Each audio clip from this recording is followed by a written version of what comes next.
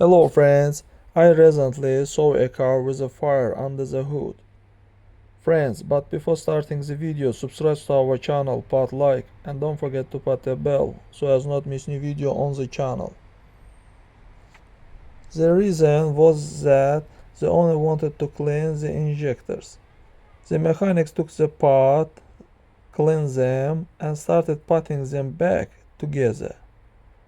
One injector was installed poorly and started leaking fuel.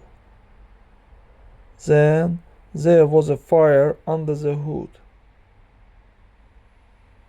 Friends, in general, whenever you have a fluid, oil or fuel leak, it needs to be fixed immediately. That's all guys, subscribe to our channel, put like and don't forget to put a bell so as not miss new video on the channel.